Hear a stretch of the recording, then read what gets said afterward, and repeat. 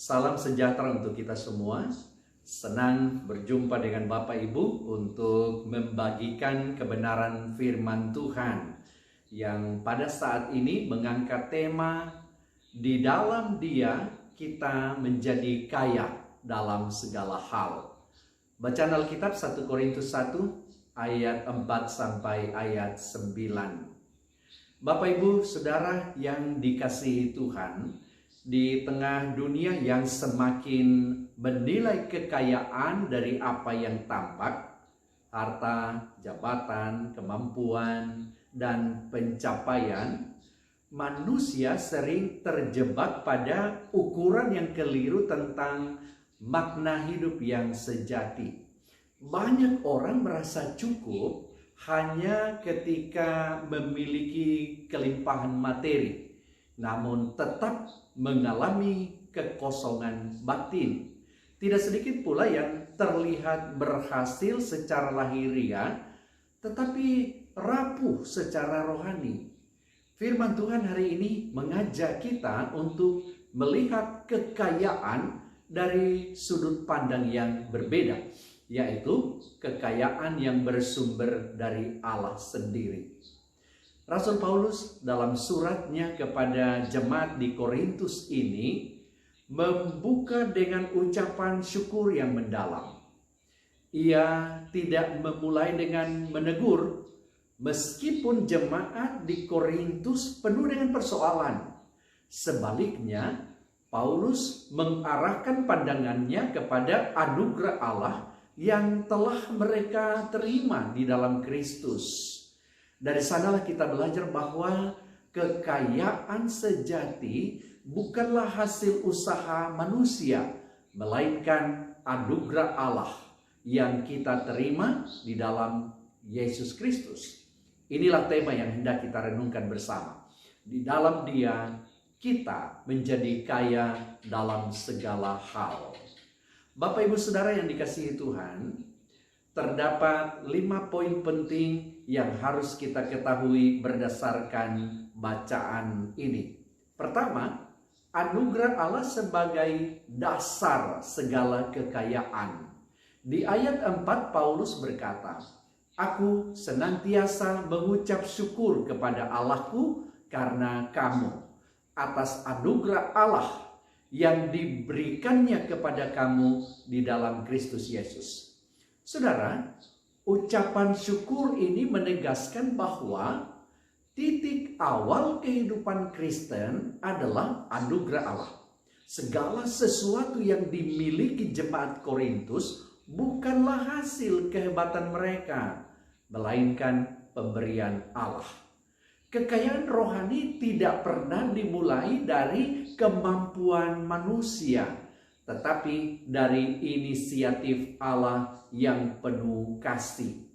Kasih karunia Allah adalah dasar dari seluruh kehidupan iman. Tanpa anugerah, manusia tetap berada dalam dosa dan keterpisahan dari Allah. Namun di dalam Kristus, Allah menganugerahkan keselamatan, pemulihan, dan hidup yang baru. Hal ini saudara mengingatkan kita bahwa kekayaan sejati tidak dapat dibanggakan. Orang yang hidup dalam anugerah akan memiliki hati yang penuh syukur, bukan kesombongan. Sebab ia sadar bahwa segala sesuatu yang dimilikinya adalah pemberian Tuhan. Kedua, kekayaan dalam perkataan dan pengetahuan. Paulus melanjutkan di ayat yang kelima, "Sebab di dalam Dia kamu telah menjadi kaya dalam segala hal, dalam segala macam perkataan dan segala macam pengetahuan." Kekayaan yang dimaksud di sini, saudara, bukan terutama materi, melainkan kekayaan rohani yang memampukan jemaat untuk hidup sebagai umat Allah. Perkataan dan pengetahuan menunjuk kepada kemampuan untuk memahami kebenaran dan menyatakannya dengan benar. Di dalam Kristus, jemaat diperlengkapi dengan pengertian akan kehendak Allah serta keberanian untuk bersaksi. Kekayaan ini, saudara, tidak dimaksudkan untuk meninggikan diri, tetapi untuk membangun sesama dan memuliakan Tuhan. Dalam konteks gereja masa kini, ayat ini mengingatkan kita bahwa pengetahuan teologis dan kemampuan berbicara bukanlah tujuan akhir. Semua itu adalah sarana untuk melayani. Ketika seseorang sungguh hidup di dalam Kristus, maka apa yang ia ucapkan dan ketahui akan membawa berkat, penghiburan, dan tentunya kebenaran bagi banyak orang. Yang ketiga, kesaksian Kristus yang telah diteguhkan. Paulus menegaskan bahwa semua kekayaan itu bukan tanpa dasar. Di ayat 6 berkata begini, sesuai dengan kesaksian tentang Kristus yang telah diteguhkan di antara kamu. Artinya, iman jemaat di Korintus berdiri di atas Injil yang benar, yaitu tentang Yesus Kristus yang disalibkan dan bangkit.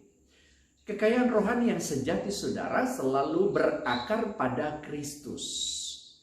Tanpa Kristus, pengetahuan menjadi kosong dan perkataan kehilangan kuasa. Namun ketika Kristus menjadi pusat, maka kehidupan orang percaya memiliki arah yang jelas dan fondasi yang kokoh. Ini menjadi peringatan bagi gereja agar tidak terjebak pada aktivitas keagamaan tanpa Kristus. Pelayanan, program, dan karunia rohani harus tetap berpijak pada kesaksian tentang Kristus. Dialah sumber dan tujuan dari segala kekayaan rohani. Yang keempat, tidak kekurangan dalam karunia rohani. Paulus berkata di ayat 7, demikianlah kamu tidak kekurangan dalam karunia apapun, sementara kamu menantikan penyataan Tuhan kita Yesus Kristus. Ayat ini menegaskan pemeliharaan Allah yang berkelanjutan. Allah tidak hanya memberi anugerah pada awal iman, tetapi terus mencukupkan umatnya selama mereka menantikan kedatangan Kristus. Karunia rohani diberikan bukan untuk kebanggaan pribadi saudara, melainkan untuk memperlengkapi gereja menghadapi dunia ini. Kekayaan di dalam Kristus memampukan orang percaya untuk bertahan, melayani, dan hidup setia di tengah tantangan zaman. Menanti kedatangan Tuhan bukanlah sikap pasif, saudara, melainkan hidup aktif dalam kesetiaan.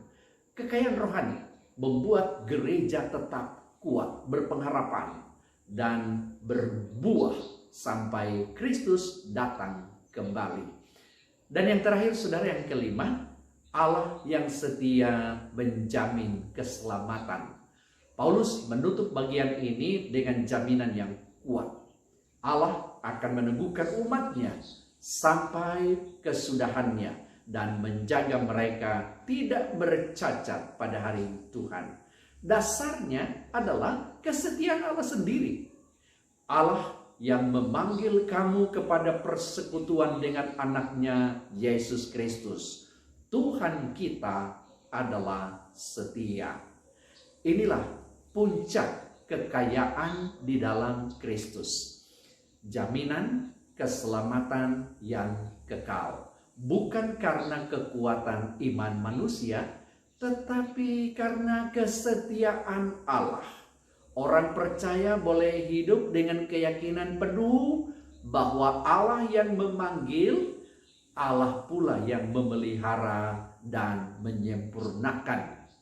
Persekutuan dengan Kristus adalah kekayaan yang terbesar. Di dalam Dia kita memiliki identitas, tujuan hidup, dan pengharapan kekal.